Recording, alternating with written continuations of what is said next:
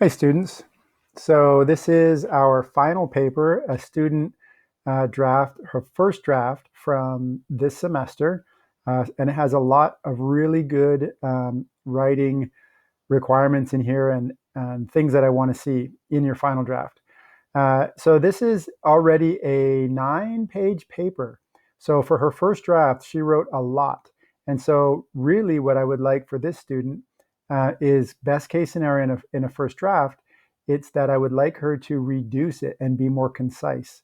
So to keep the same ideas, but just say them more briefly. There's a little bit of repetition, so it could be shortened and still be still be longer than the expectation.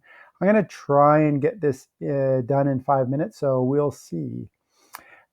So yes, the MLA format here. Notice that up in the top, it should be the last name with the page number. This should also be Times New Roman. A lot of students forget to change that to Times New Roman. I won't take off any points. A teacher could in the future, but just that.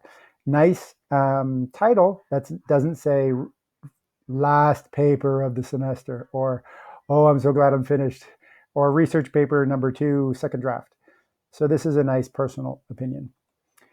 So you'll have access to this and you can read at the beginning. She has a nice clear intro and a very clear thesis that answers the question. So it's a strong start. And then she moves into her synthesis. So see this here, resources that are provided by city administration benefit students equally. They're changing factors which are vital to ensure a better learning experience. Not all students require essential resources. A diverse population will require equitable, well-rounded student. So she gives some kind of general background and then she starts into her synthesis.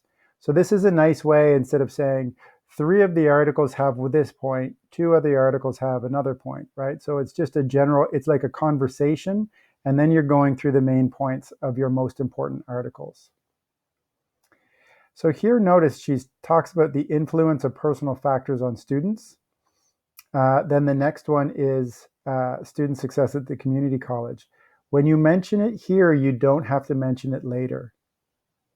And when you do mention it, you mention only the last names.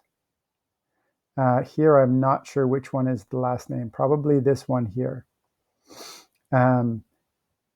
But this, for example, could be deleted. So it'd be by Hussein and Rios. And I'll put my put my changes in blue. When you have different kinds of sources, you should have a transition. So these are different problems, but they nevertheless are related because it describes specific difficulties students face to complete college or in completing college. So it's a nice transitional phrase between the 2 sources. But then here we have this sentence. This is still in the synthesis, but it's a comment sentence. Everyone has their own challenges in life, but these resources are real. They support students. This is a comment by the author, the student author.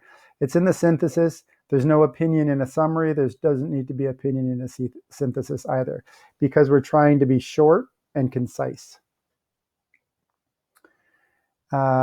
So very good example of a synthesis. If you look at this more closely, there's only 3 sources though. 4 sources or 5 sources would be excellent. So this is a strong example, but it's a very good example, but it could be stronger.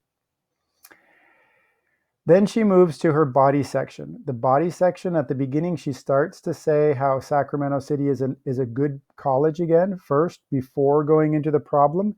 But she's already done that in the very first paragraph of this essay. So I would suggest that we could delete this. I'm going to have to go into a second video for this.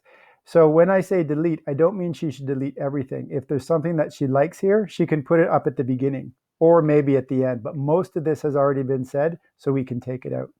Okay, I'll pause it here and I'll continue in another video.